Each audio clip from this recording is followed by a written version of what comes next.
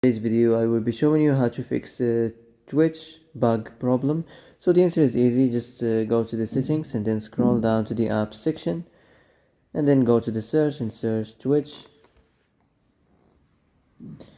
and next go to the storage, and here you will find this clear cache option. Click on it. Now you can go check it if it worked, and if it didn't you can try to restart your phone or turn the Wi-Fi off and on, or the Bluetooth or the airplane mode.